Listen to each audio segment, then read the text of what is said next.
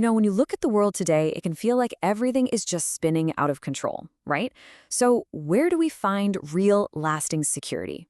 Well, today, in this devotional from the You Need Faith in Jesus team, we're going to dive deep into one of the most powerful chapters in the entire Bible, Psalm 46, to find its timeless answer for unshakable peace in God. Let's get into it. So right out of the gate, the psalm throws this incredible, almost apocalyptic scene at us. I mean, mountains, the very symbol of stability, are crumbling into a raging sea. It sounds extreme, but this isn't just ancient poetry. It's a powerful metaphor that asks a very modern question. What do you do when the things you thought were permanent suddenly aren't? So, you might be thinking, okay, crumbling mountains, raging seas, what does that have to do with my life?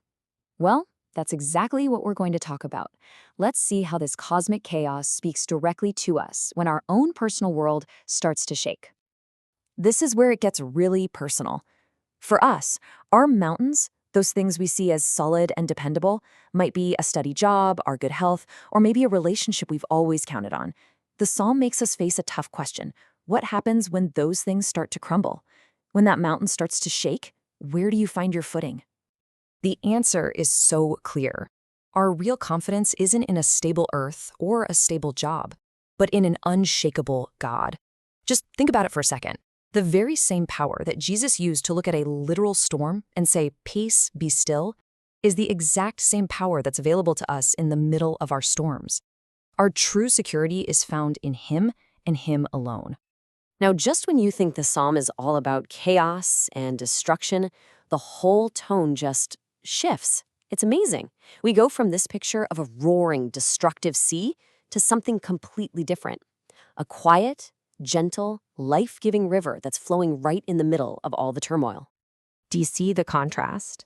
The world outside might be a raging ocean, but inside the city of God, which is a picture of His people, you and me, there's a calm river.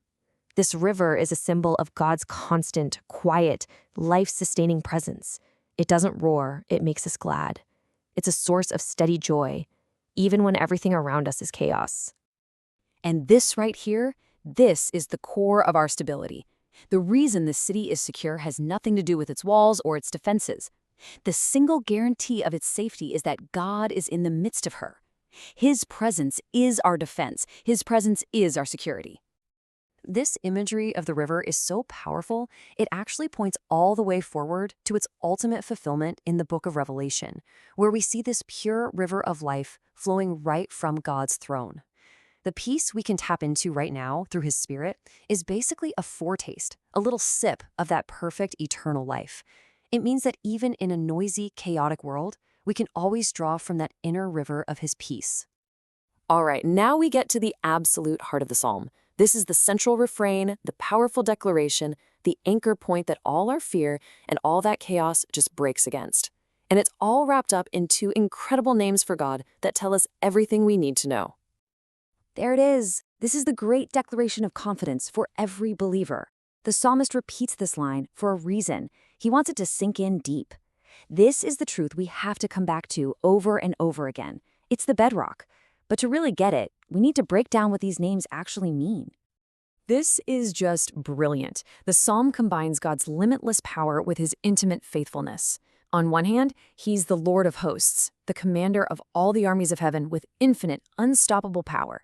But on the other hand, He's the God of Jacob, the God who made a personal, faithful promise to a flawed, struggling man just like us. So when you feel weak and overwhelmed, remember, He is the Lord of hosts. And when you feel unworthy or like you've messed up, remember He is the God of Jacob. He has both the power and the personal commitment to be our safe place. Okay, so knowing who God is, this all-powerful yet deeply personal God, what are we supposed to do when a crisis actually hits? Well, after showing us His power, God Himself speaks in this psalm, and He gives us a direct, practical command for how to face those overwhelming moments. God's command is simple. Be still. Now, this doesn't mean just sit there and do nothing. It's actually an active command to stop. Stop striving, stop panicking, stop trying to figure it all out and control everything. It means letting go of our own frantic efforts so that in the quiet, we can know, we can deliberately acknowledge that He is God and He is the one in control. So, being still is really an active three-step process. First, we have to cease striving. We just let go. Second, we acknowledge his control. We recognize his authority and power over the situation. And third, we trust his character.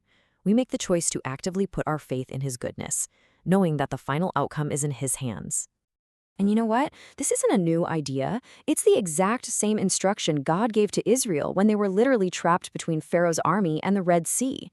It's a timeless principle for when we're facing impossible odds. Quiet your soul, stop trying to fix it yourself, and get ready to see God work.